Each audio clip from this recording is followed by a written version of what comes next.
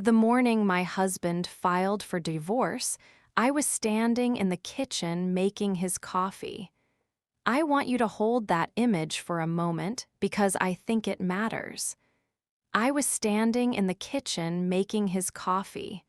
Not mine, his. The way I had done every single morning for 4 years. Because Jerome liked his coffee a specific way, dark roast, 2 sugars, a splash of oat milk that had to be warm, not cold. And somewhere in the slow architecture of our marriage, I had absorbed this ritual so completely that I performed it without thinking. The way you breathe, the way your heart beats, without decision, without even awareness that you are doing it at all. That is what marriage does to you when you are fully inside it. It makes the other person's preferences into your reflexes. I was standing there, pouring the oat milk into the small saucepan to warm it, when Jerome walked into the kitchen with an envelope in his hand and set it on the counter beside the stove. He did not say anything. He was already dressed, which was unusual because I was always up before him, always the one in the kitchen first, and the fact that he was dressed and showered and carrying an envelope at 6:45 in the morning landed somewhere in my peripheral awareness as wrong before I had consciously registered it. He set the envelope down. He looked at me for a moment with an expression I could not read, something that lived in the space between guilt and relief, and then he walked to the front door, picked up a bag that I now understood had been packed and waiting there, and left. The front door closed. The oat milk began to steam.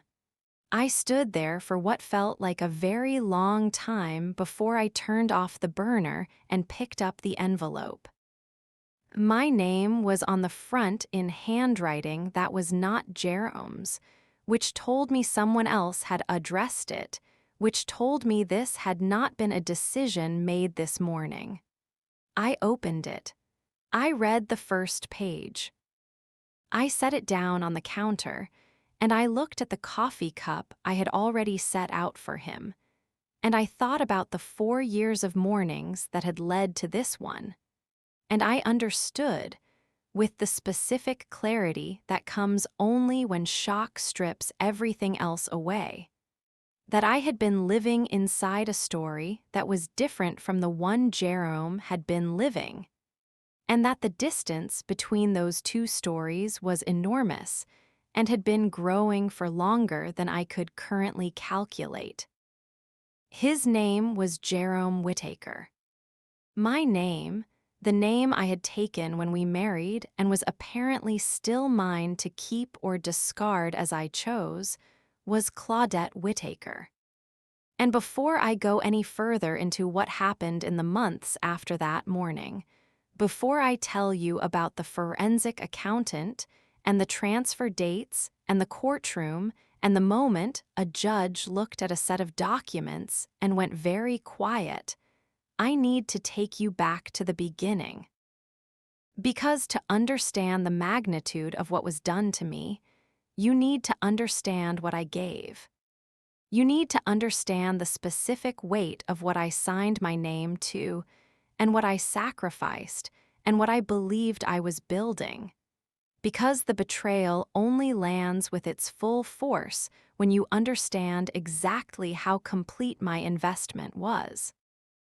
I met Jerome Whittaker at a conference in Charlotte, North Carolina, in the spring 8 years before the morning he walked out of our kitchen.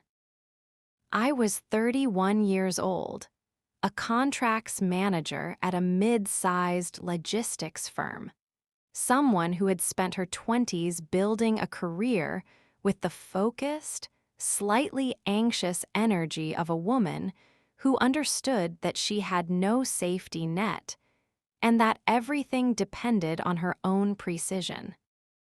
I had grown up in Durham, the only child of a single mother who had worked 2 jobs for most of my childhood and who had sat me down at age 10 and told me clearly and without drama that the world was not going to give me anything and that I needed to be the kind of person who could take care of herself. I heard that. I took it seriously. I built myself accordingly. Jerome was presenting at the conference, a session on small business financing for minority entrepreneurs, and he was magnetic in the way that certain people are magnetic, not because they are the most beautiful or the most polished, but because they are so clearly on fire about something. He talked about his plans for a commercial cleaning and facilities management company, Whitaker Professional Services, with the passion of a man who had been rehearsing this vision for years and was finally in a room large enough to deserve it. He had done the research. He had the market data. He had a prototype client list and a business model and a genuine understanding of the gap in the market he was trying to fill.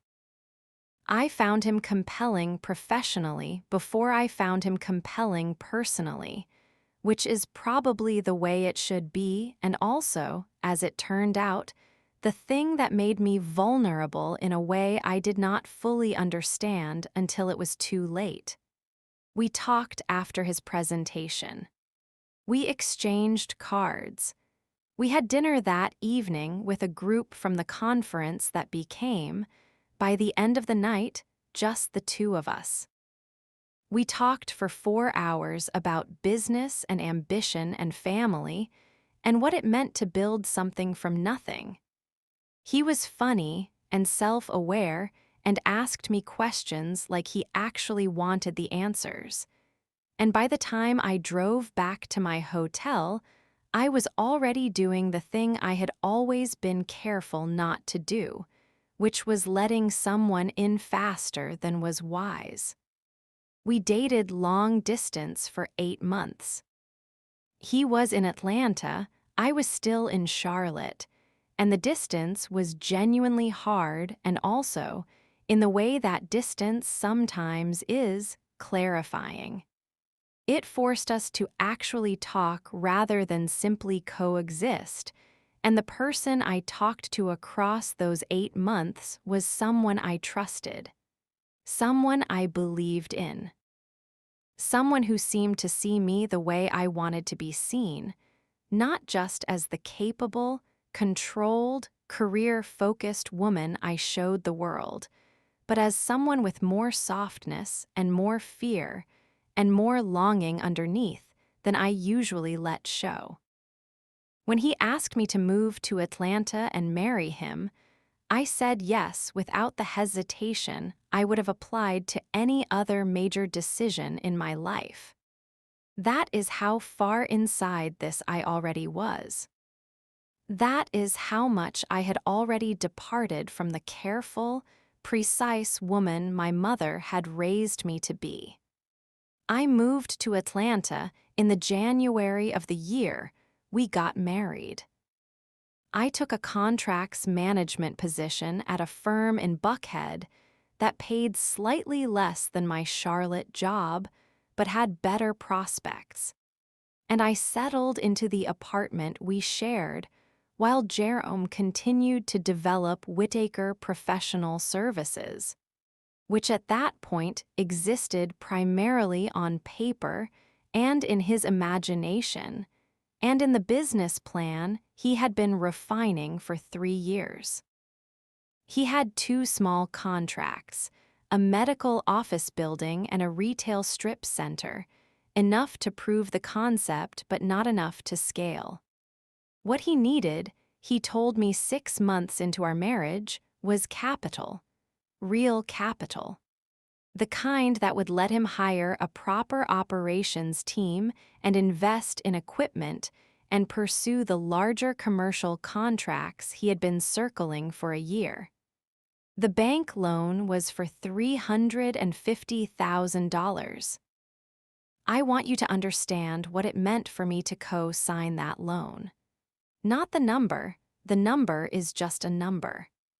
I mean what it meant in terms of my relationship with risk, with my own security, with the foundational operating principle my mother had given me at age 10 that I was the only safety net I would ever have. I had a credit score of 792, built over 15 years of careful, deliberate financial management. I had a retirement account and an emergency fund and no debt except a small car payment.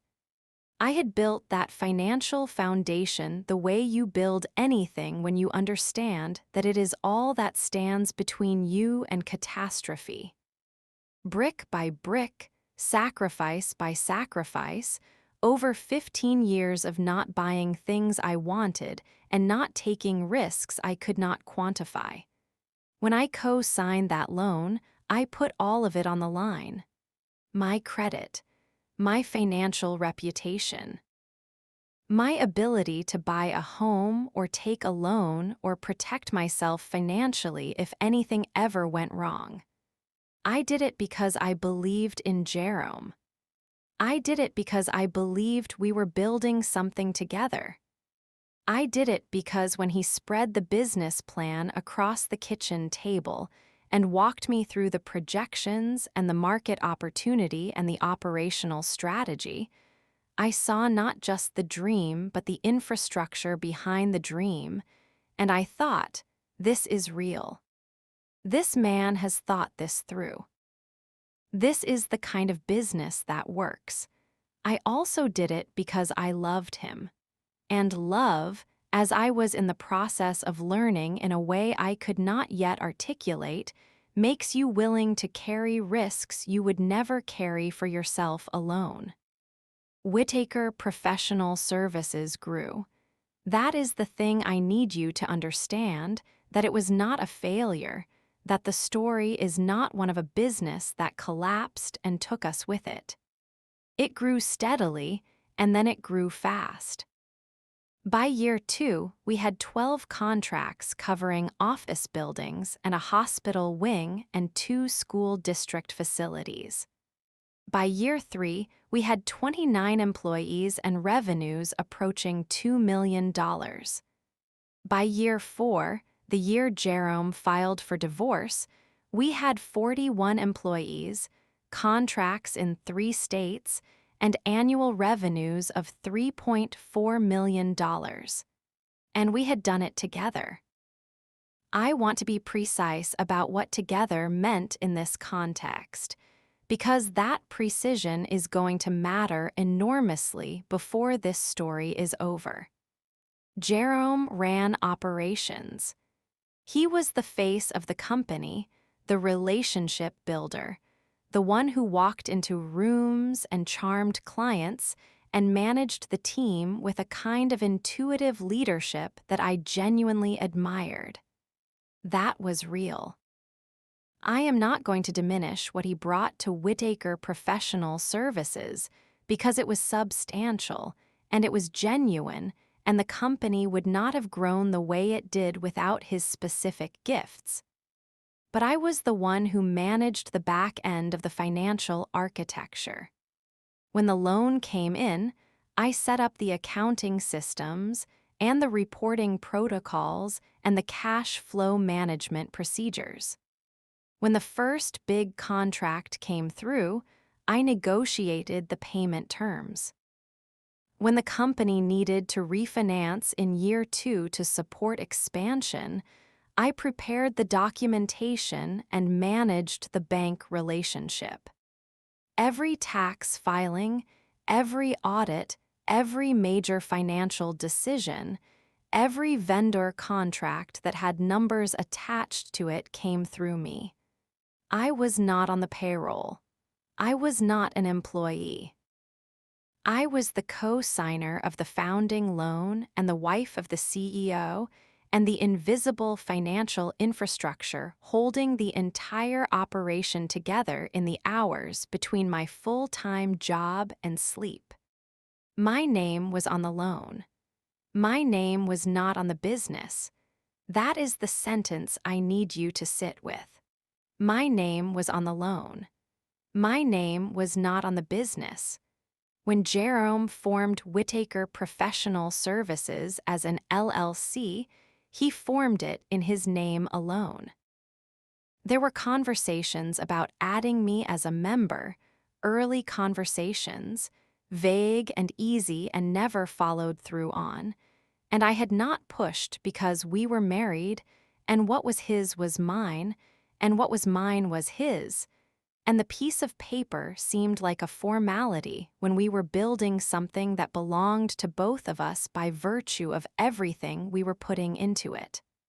I understand now what I did not understand then. A feeling of ownership is not ownership. Participation is not equity. Love is not a legal document. The year before Jerome filed for divorce was a year I have spent a great deal of time examining in the years since, looking for the signs I missed, the tells I explained away, the moments when a clearer-eyed version of me might have understood what was coming. There were things. I can see them now with the painful clarity of retrospect.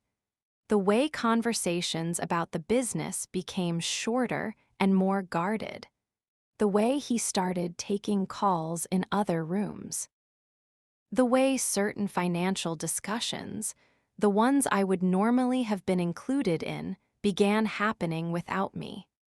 The way his sister Renata, who had never shown any particular interest in the business, began appearing at the office, dropping by, being introduced to clients. I noticed Renata. I want to be honest about that. I noticed her increased presence, and I asked Jerome about it once, casually, in the way you ask about things you are slightly worried about but not yet ready to confront directly.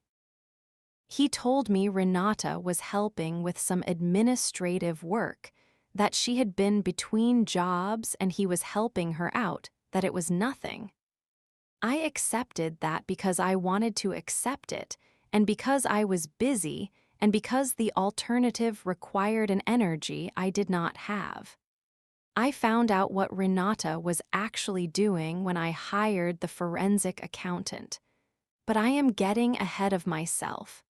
Let me tell you about the morning first, and what came right after it, because the sequence matters. After Jerome left, I sat at the kitchen table for a long time with the divorce papers in front of me. Then I did the thing I always did when something was wrong, the thing my mother had trained me to do, the thing that was so deeply embedded in who I was that it activated even through grief. I started looking at the numbers. I pulled up the business bank accounts, which I still had access to because I had set them up and managed them, and no one had thought to remove my credentials in the logistics of Jerome's departure. I looked at the accounts, and I felt, sitting at that kitchen table, something shift in my chest that was different from grief, colder and more focused than grief. Something was wrong with what I was seeing. The account balances were lower than they should have been. Not dramatically, not in a way that would have been immediately obvious to someone who had not been watching these numbers for 4 years, but lower. The kind of lower that does not happen from ordinary operations. The kind of lower that happens when money has been moved. I called my attorney that afternoon. Her name was Deborah Sinclair, a family law attorney in Atlanta who had been referred to me by a colleague, and in our first conversation she was direct and capable and said the words that I would hear many times in the months ahead in various forms. She said, Before we do anything else, I need you to gather every financial document you can access. Everything. And I want you to do it now, before any access you currently have gets revoked. I spent the next 48 hours pulling every document I could reach: bank statements, tax returns, the loan documentation, contracts, invoices, payroll records, the LLC formation documents, and every amendment that had been filed since. I downloaded, printed, photographed, and saved everything, and then I called Deborah back and told her what I had. She referred me to a forensic accountant named Gerald Ockhafer, a man who had spent 12 years as a financial crimes investigator before moving into private practice, who came to our first meeting with a yellow legal pad and a pen and the specific unhurried quality of someone who has spent his career being careful and knows that careful is what wins. He looked at what I brought him. He asked me questions. He took the documents away with him and told me he would be in touch. He called me 11 days later and asked me to come in. What Gerald Ockhafer found when he went through the financial records of Whittaker Professional Services is the part of this story that I still have trouble telling without my voice changing. Because it was not just the scale of what had been done, but the timeline of it. The specific dates that showed me with forensic precision exactly when Jerome had stopped thinking of our marriage as a marriage and started thinking of it as a liability to be managed. 3 months before he filed for divorce, a holding company had been formed. The holding company was called RW Management Solutions, LLC. The R and the W stood for Renata Whittaker, Jerome's sister. RW Management Solutions had been incorporated in Georgia with Renata listed as the sole member and owner.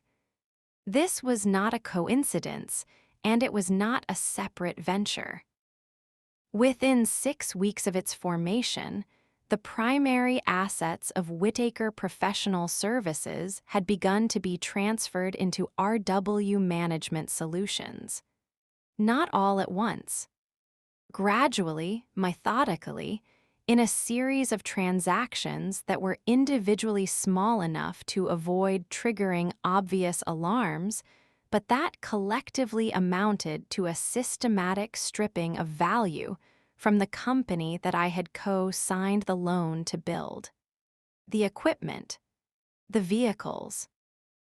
2 of the most valuable long-term contracts, renegotiated quietly so that the counterparties were now technically contracting with RW Management Solutions rather than Whittaker Professional Services.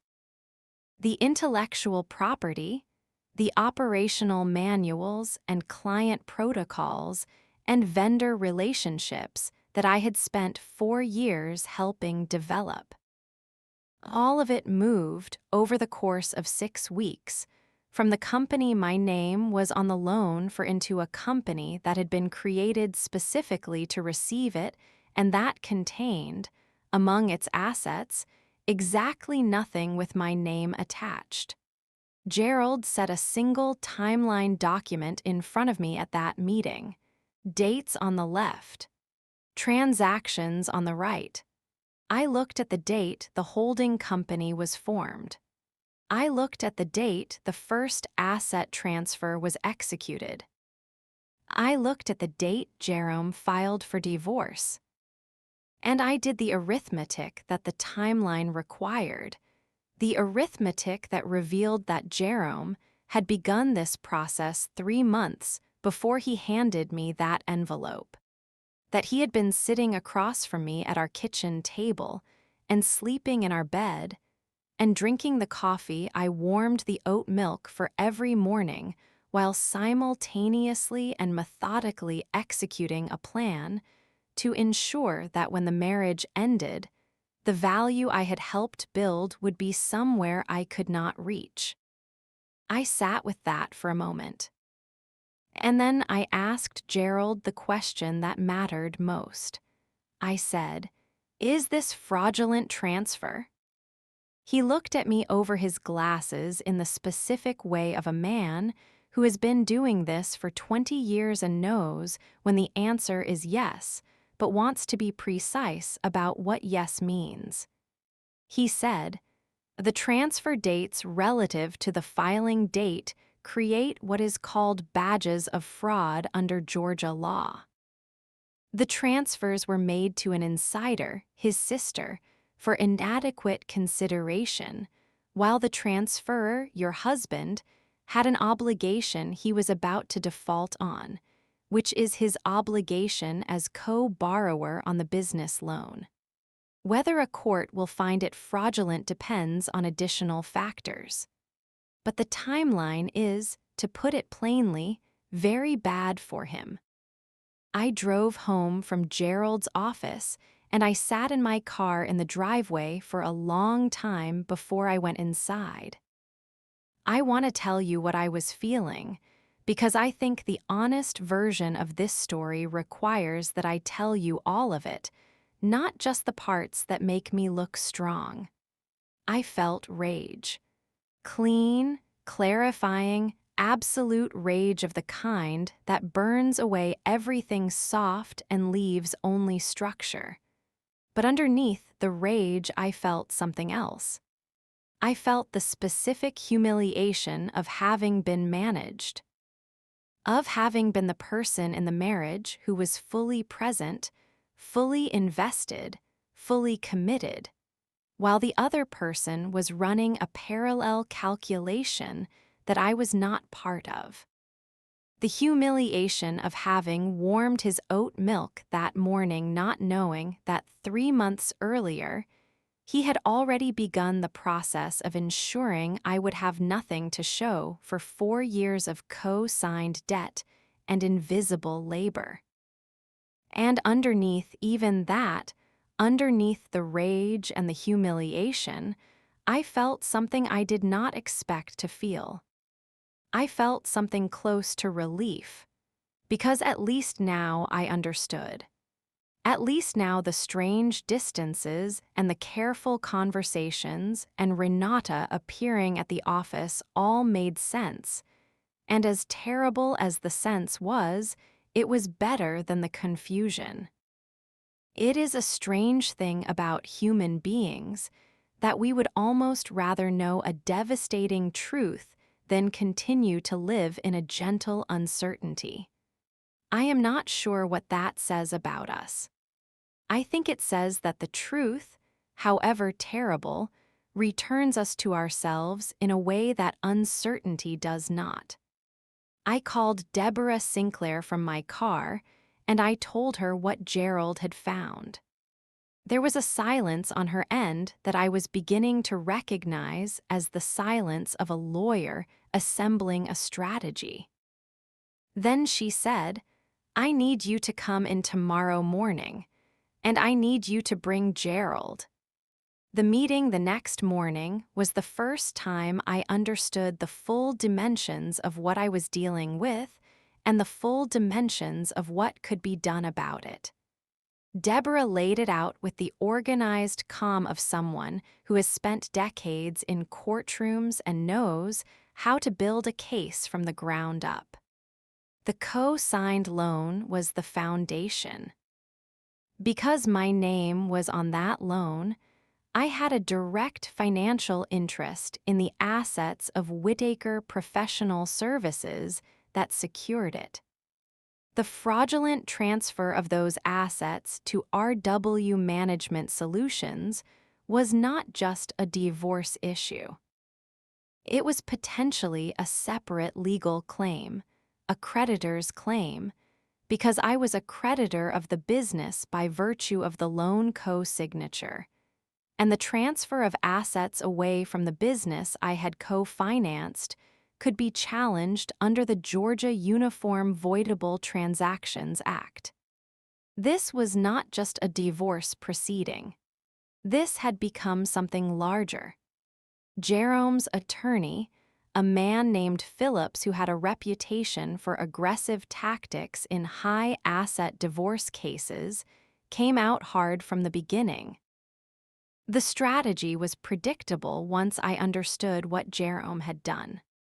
Since the primary asset, Whittaker Professional Services, had been substantially stripped before the divorce filing, Phillips's position was that the marital estate was limited to whatever remained in the depleted business and our personal assets, which were modest. The holding company, RW Management Solutions, was, according to Phillips, a separate business belonging to Jerome's sister and had nothing to do with the marital estate. I want to tell you about the deposition, because the deposition was where the first crack appeared in that wall. Renata Whittaker was deposed 6 weeks into the proceedings. She came in with her own attorney, sat across the table with the careful posture of someone who has been coached extensively, and answered questions with a practiced vagueness that was, paradoxically, its own kind of evidence.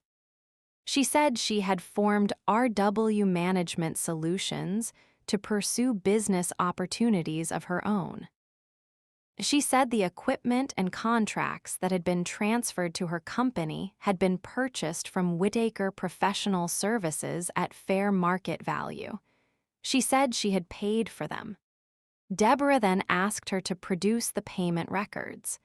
There was a pause. Renata's attorney objected. The objection was overruled. Renata was given 14 days to produce documentation of the payments she had made for several $1 million worth of business assets. The documentation she produced was thin. Aggressively, almost insultingly thin. 2 checks totaling $40,000 for assets that Gerald had valued at considerably more than that. When Gerald reviewed the asset valuations and the alleged payments, he produced a supplemental report that I still have, that I will probably always have, a document that established with meticulous clarity that the assets transferred to RW Management Solutions had been sold for approximately 3 cents on the dollar. That the $40,000 Renata had paid for those assets was not fair market value. It was a performance, a gesture toward the form of a legitimate transaction that contained none of the substance. Deborah put Gerald's supplemental report in front of Jerome's attorney at a meeting that I was present for, and I watched Phillips read it, and I watched the quality of his attention change as he got further into it, and I thought about poker players and tells, and how even the most experienced attorneys have a version of a tell when the case has turned under their feet. Phillips asked for 2 weeks to respond. He got 1. Now I need to tell you about the courtroom, because the courtroom is where this story reaches the moment that I have been building toward, the moment that people always react to most strongly when they hear it. But before I take you there, I need to tell you one more thing. A thing that happened 2 weeks before the hearing that I was not expecting, and that changed the shape of everything. Jerome called me. He called from a number I did not recognize, which told me he knew I would not have picked up from his regular number. And when I answered and heard his voice, I felt the full, complicated weight of 4 years pressing against the inside of my chest. He said he wanted to talk. He said things had gotten complicated, and he did not want this to turn into something ugly. He said he still cared about me, and he thought we could work something out between us without the courts having to be involved. I listened to everything he said. I said very little.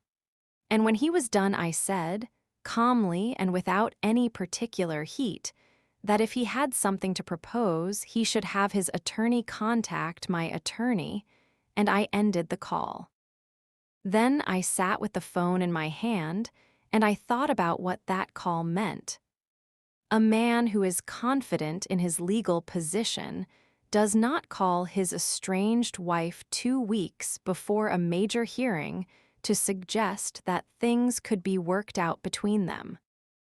A man who is confident in his legal position does not use an unfamiliar number because he knows she won't pick up. Jerome called me because he was afraid. And Jerome being afraid meant that Phillips had seen the Gerald report and understood what it said. And that meant we were in a stronger position than I had allowed myself to fully believe until that moment. The hearing was on a Thursday morning in October. I arrived early with Deborah and Gerald, who would be available to testify as an expert witness if needed. Jerome was already in the courtroom when we entered, seated at the other table with Phillips, and he looked at me once and then looked away. He looked tired. He looked like a man who had been carrying something heavy for a long time and was beginning to understand that it was not going to get lighter. The judge was a woman named Honorable Patricia Morrow, who had been on the Fulton County bench for 11 years and had a reputation for being thorough and unimpressed by theater. She reviewed documents before she asked questions. She was the kind of judge who did not need anything explained twice and who did not appreciate having her intelligence underestimated. Deborah presented our case methodically. The loan documentation establishing my co-signer status and my financial interest in the business assets. The 4 years of financial management I had contributed, documented through bank records and correspondence, and the testimony of 2 former employees who confirmed in written statements that I had been the operational financial manager of Whittaker Professional Services. The LLC formation documents showing Jerome as sole member. The timeline of the holding company formation, the asset transfers, and the divorce filing. Gerald's primary report establishing the fraudulent transfer analysis. Gerald's supplemental report establishing that the consideration paid was 3 cents on the dollar. Judge Morrow asked very few questions during Deborah's presentation. She read. She made notes on the legal pad in front of her. She turned pages with the focused attention of someone who has decided that this document is going to receive her full capability. Then Phillips presented. His argument was what it had always been, that RW Management Solutions was Renata's independent business, that the transactions were legitimate arm's-length sales, that my co-signer status did not create an ownership interest in the business. He was polished. He was experienced. But he was arguing against a timeline that was right there on paper for anyone to see, and arguing against a timeline is a specific and difficult kind of challenge because timelines do not have feelings to appeal to, they do not respond to charm, they simply are. Judge Morrow let him finish. She looked at her notes, and then she did the thing that I will remember for the rest of my life. She looked directly at Phillips and she asked him a single question. She said, "Counsel, Your client transferred the primary assets of a company that was securing a jointly co-signed loan to an entity controlled by his family member for consideration equal to approximately 3% of fair value, and he did this 3 months before filing for divorce. Help me understand what innocent explanation exists for that sequence of events. The courtroom was very quiet. Phillips gave an answer.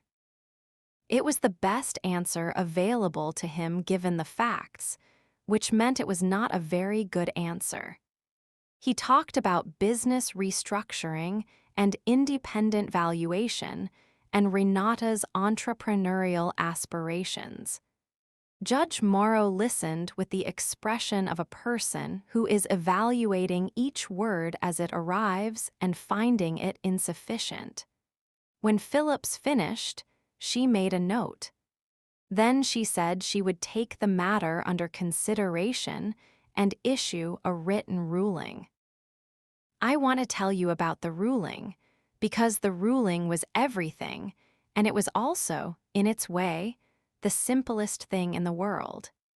It was simply the law doing what the law is supposed to do when the evidence is clear, and the judge is competent, and someone has done the work to put everything on the table. Judge Morrow found that the transfers to RW Management Solutions were voidable under the Georgia Uniform Voidable Transactions Act. She found that the consideration paid was grossly inadequate. She found that the transfers were made with actual intent to hinder, delay, or defraud me as a creditor, which my co-signer status made me, in the business assets.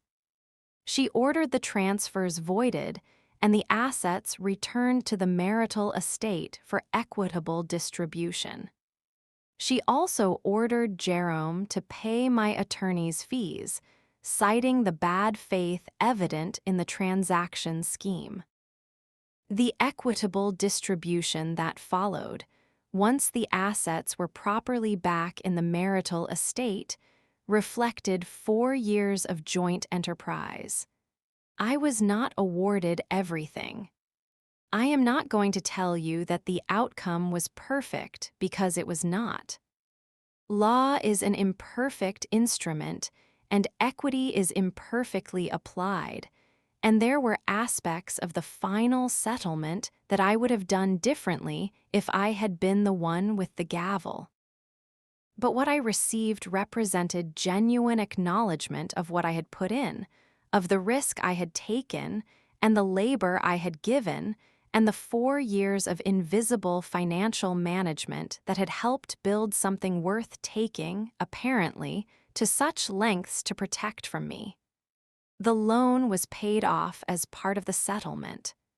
The loan with my name on it, the $350,000 that had been the foundation of everything. Paid. Cleared.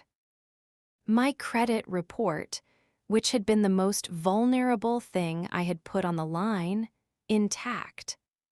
I want to tell you now about the aftermath, because the aftermath is important, and because I think the real lesson of this story lives not in the courtroom, but in what came after it.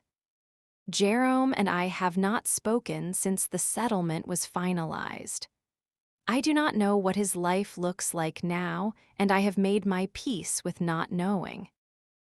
Renata, I understand through mutual acquaintances, has largely stepped back from the business world after the legal proceedings made clear what her role in the asset transfer had actually been. I do not spend much time thinking about either of them. That is not coldness or performance.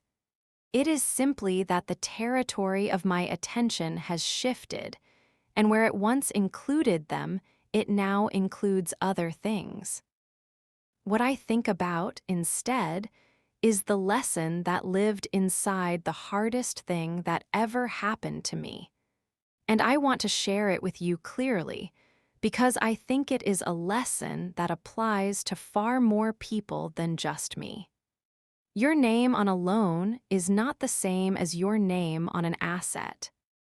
This sounds obvious when it is stated plainly, and it is obvious, but I am telling you that smart, careful, financially literate people make this mistake every single day, because love makes the formality seem unnecessary and trust makes the paperwork seem like an insult. I trusted Jerome. I trusted that what we were building was ours in the way that mattered, in the way of shared labor and shared sacrifice and shared vision. And it was ours in that way.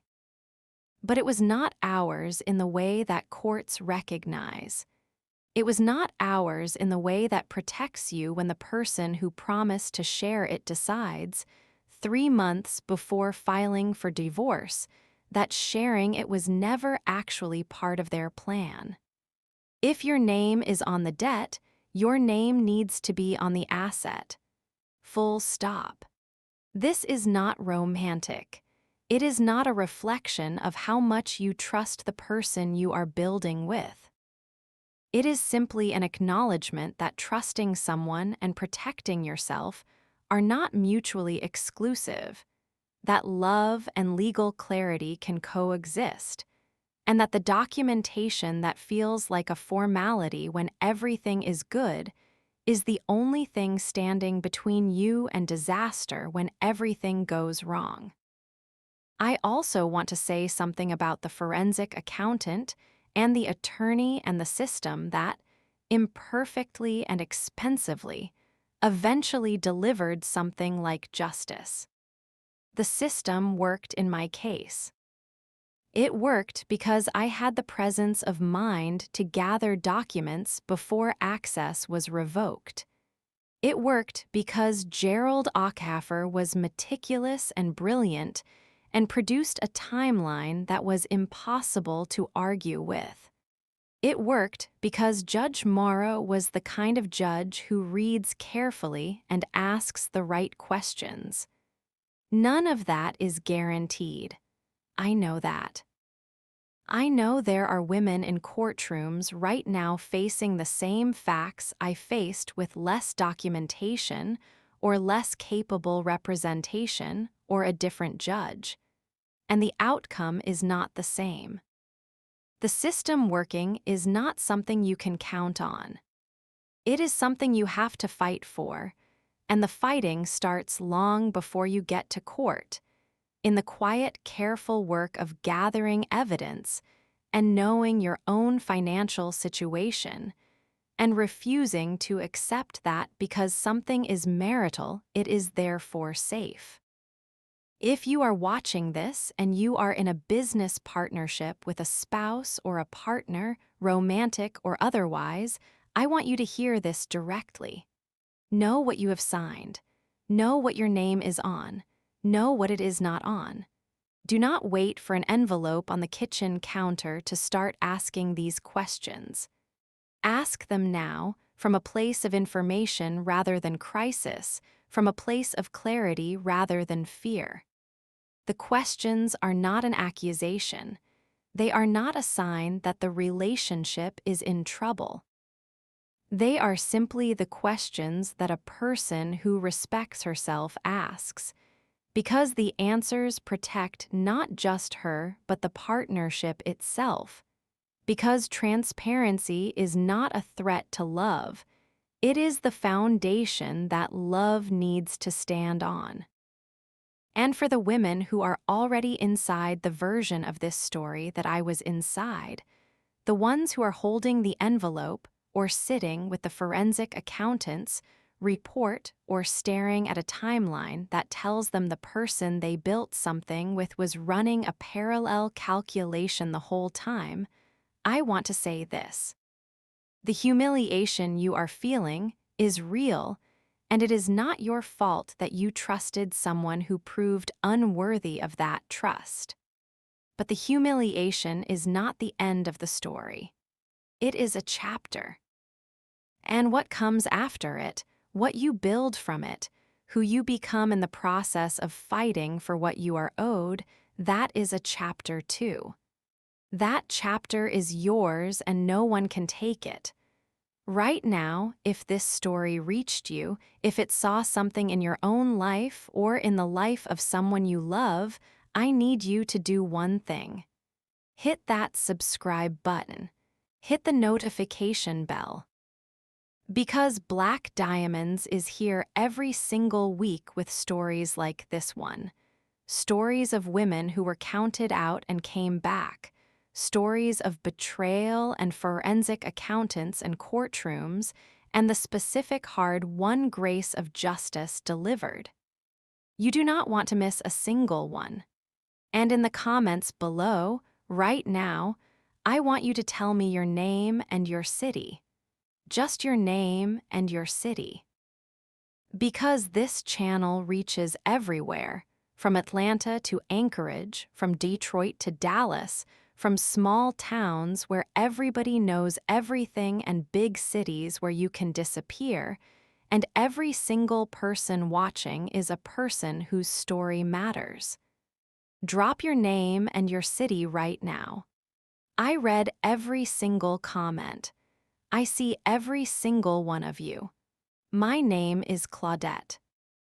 I am telling this story from Atlanta, Georgia, from an apartment that is mine, with my name on the lease and my name alone, with a credit score that is intact and a retirement account that is growing and a life that is being built with the specific, deliberate care of a woman who has learned, at considerable cost, the difference between a feeling of ownership and ownership itself. The coffee I make now is for me, and it is exactly the way I like it. Next week on Black Diamonds, I am going to tell you about a woman who discovered that the house she had lived in for 9 years, the house she had made every mortgage payment on, the house where she had raised 2 children, had been secretly refinanced by her husband 3 times without her knowledge. She is going to tell you what she found in the bank documents, what her attorney said when he saw the signatures, and what the forensic document examiner said about those signatures when she looked at them under a microscope. You are not ready for what she found. Subscribe, turn on your notifications, and I will see you next week. Your name on the loan, your name on the asset. Say it with me. And then go make sure it is true.